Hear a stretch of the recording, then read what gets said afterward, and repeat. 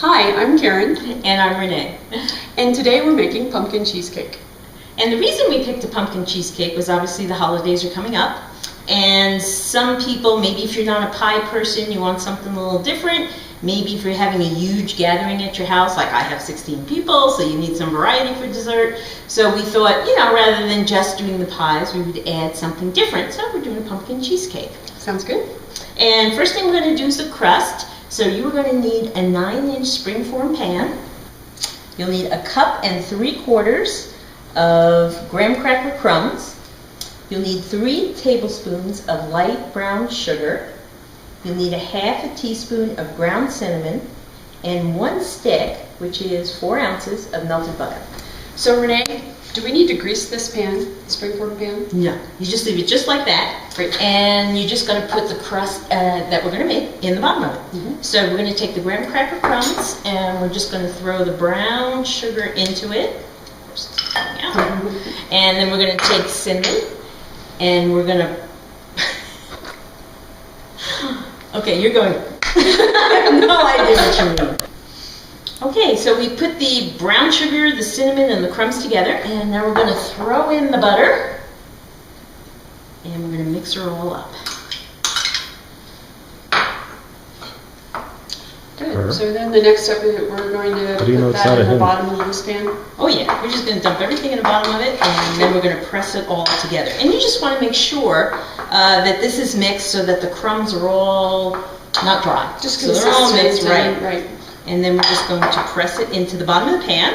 And then we just set that aside. Sometimes when you do a crust on the bottom, you have to bake it for about 15-20 minutes. This, no. You're just going to pop it at the bottom of the pan, and then we just let it rest. Okay. Yeah, perfect. Look how beautiful that is. Okay, for the filling, we're going to use 3 8-ounce packages of cream cheese. We're going to use 1 15-ounce can of pureed pumpkin. And it does not have to be organic. It's just that I went to the store and that's all they had. We need 3 eggs plus 1 egg yolk. We need 1/4 cup of sour cream.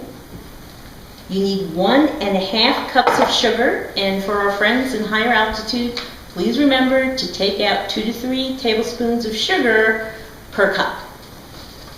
Then we need 1/2 teaspoon of ground cinnamon, 1/8 teaspoon of ground nutmeg, 1/8 teaspoon of ground clove, 2 tablespoons of all-purpose flour, and 1 teaspoon of vanilla. So Renee, does it matter how we put these ingredients together at this point for the filling? It's really good to beat the cream cheese first because that's your most solid stuff. So if you put it in, you want to get that nice and smooth. And it's good to have it at room temperature. Another tip is if you're just taking it out of the fridge and you get home and you're putting this thing together and you're in a rush, you can soften the cream cheese in the microwave, maybe about 10-15 seconds, and then you're good to go. And it'll beat a lot easier. So we're just going to beat that first. And once that gets a little smooth,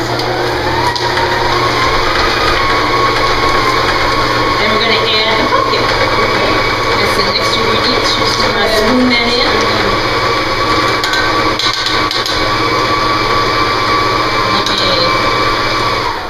Okay, let's just put this up. It's easier. So one thing about mixing bowls, you can't put anything in there when they're running. And it's okay to be messy in the kitchen. Yes. Okay, we have the pumpkin in here now, and you want to make sure that you scrape the sides a couple times. You can see that cream cheese is really stuck there. Yeah, it's really thick and it really sticks to the side. So you want to get everything in the batter mixed, in the bowl mixed well. So it's good to scrape it a few times. Alright, so we have beat in the pumpkin in with the cream cheese. And as you can see, it's changed color. It's gotten a lot lighter and it's kind of a orangey yellow color.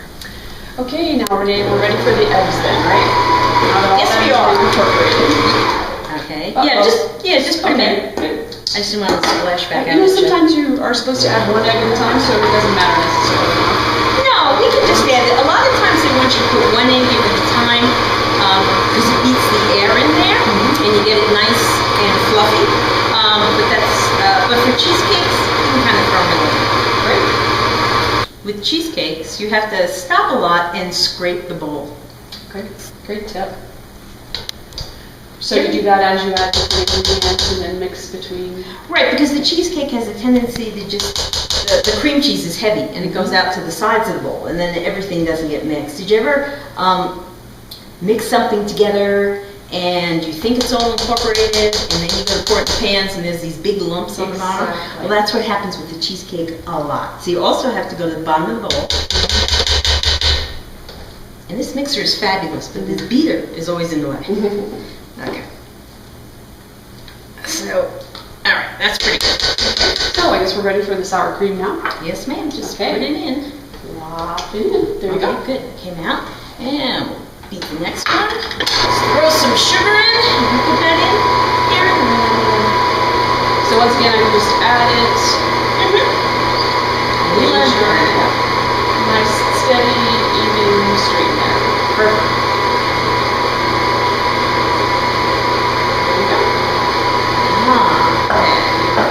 Alright, and then now we're going to put the spices in. So we have some cinnamon. Pop that in there. The nutmeg. And we have the clove. I'm going to mix that all in. Turn the mixer up a bit so it really gets beaten in. Starting to look like Thanksgiving. Yeah. Alright, and our last two ingredients, we have the flour. And this is a pretty heavy-duty cheesecake because it only has 2 tablespoons of flour. That's all that you use. And the last ingredient is vanilla. So we're going to mix that up. Pour that in there. Okay, we have this pretty well beaten now. I'm going to do one more scrape of the bowl. Make sure there's no big lumps lying on the bottom. And we have everything. So it sounds like after one more mixing, then we've got the cheesecake. Hopefully. Yay. Let's see. Let's scrape the bottom of this. Because we really, see? There's lumps. There's a lump. Even though we've mixed it several times. Okay, so let's beat this one more time, and hopefully we're ready. All right. So I'm going to let Karen pop this into the bowl while I turn on the oven. You're going to cook this cheesecake at 350 degrees for 1 hour. You also, when you do cheesecakes, it helps so that they don't crack as much is if you put a pan of water in the oven. Okay, so let's beat this one more time, and hopefully we're ready.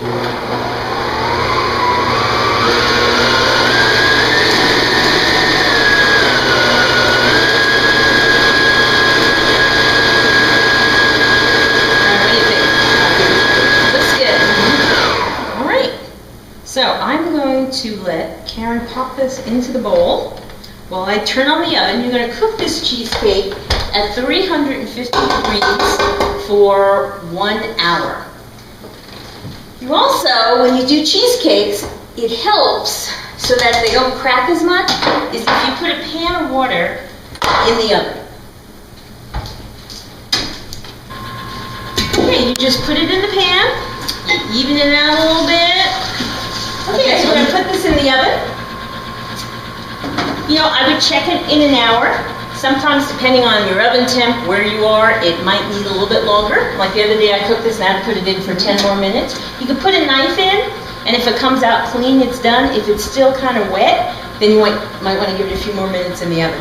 Then you take it out, you let it cool, and then you want to refrigerate it for several hours before you serve it. Probably about 4 hours. So Renee, we've already prepared a cheesecake, and so now we're going to show how to take it out of the pan. So I assume we go around the outer edge with the knife.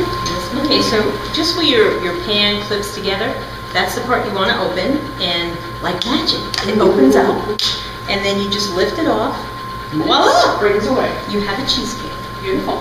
Now we're going to top this. You can serve it plain, you can top it, I would say just with whipped cream though, because it's already got all that pumpkin flavor. So it's not like a plain cheesecake where you put cherries or blueberries or, so you really just serve it plain with some, you can put whipped cream if you want. Wonderful. Looks beautifully uniform. Fantastic. Oh, that makes it work out. Yeah, the first cut's always the hardest. Look at that. Oh, it looks rich and wonderful. And it does, and it has a really wonderful pumpkin flavor. Renee, this is a great recipe. Oh, The flavor is wonderful. It's like the best pumpkin pie you've ever had with the cheesecake aftertaste. Fantastic. So to find the recipe for this, go to thebakingshow.com and we'll give you variations on the toppings that you can use as well.